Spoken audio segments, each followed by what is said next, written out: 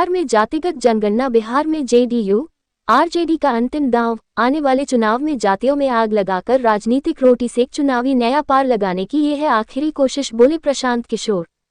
पटना में जन सुराज पदयात्रा के सूत्रधार प्रशांत किशोर ने जातिगत जनगणना पर बिहार सरकार को घेरते हुए कहा कि जो लोग जातिगत जनगणना करवा लिए इनको समाज की बेहतरी से कोई लेना देना नहीं है।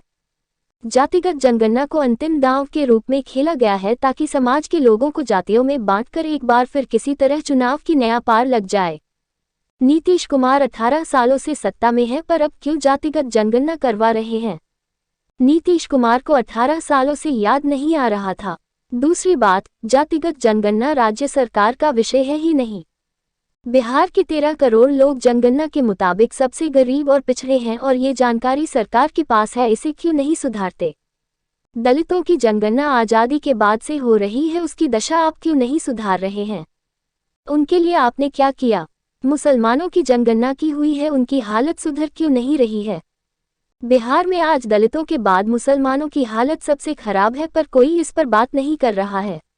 समाज में कोई वर्ग सही मायने में पीछे छूट गया है और उसकी संख्या ज्यादा है। बिहार की सरकार जनता को उलझा रही है कि आधे लोग लग जाए जनगणना के पक्ष में और आधे लोग लग जाए जनगणना के विपक्ष में। इसके बाद कोई इसकी चर्चा न करे कि बिहार में पढ़ाई हो रही है कि नहीं, रोजगार मिल रहा है कि नहीं।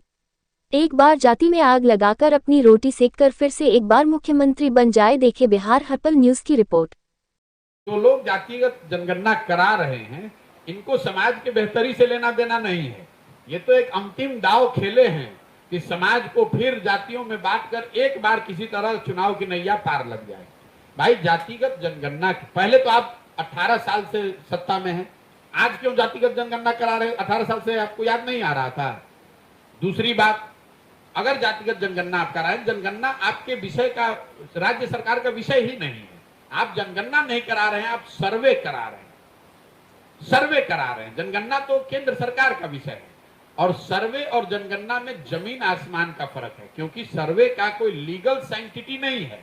इस बात को कभी सरकार ने स्पष्टता से नहीं बताया कि सर्वे का जो रिजल्ट आएगा उसकी मान्यता क्या होगी। उसकी मान्यता तो कुछ है नहीं, कुछ जानकारी। तो सर्वे तो राज्य सरकार कभी भी करा सकती है, और अगर मान लीजिए आपने करा भी लिया, अगर उसको लीगल साइंटिटी मिल भी गई, तो जातियों की जनगणना होने मात्र से लोगों की जिंदगी तो सुधरेगी नहीं। पूरे बिहार की गणना हुई पड़ी है कि 13 करोड़ लोग, बिहार के जो लोग हैं वो देश के सबसे गरीब और पिछड़े हैं। ये तो जानकारी आपके पास है, इसको काहे नहीं सुधार रहे? दलितों की जनगणना तो आप आजादी के बाद से कर रहे हैं, उनकी दशा आप क्यों नहीं सुधार रहे? उसके लिए आपने क्या किया?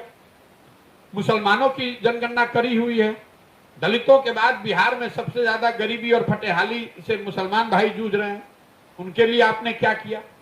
आप किसी गांव में चले जाइए, जो दलित टोले हैं, जो मुसलमानों के इलाके हैं, वहां आपको आंख से दिखता है कि कितनी ज्यादा गरीबी, बदहाली, फटेहाली है।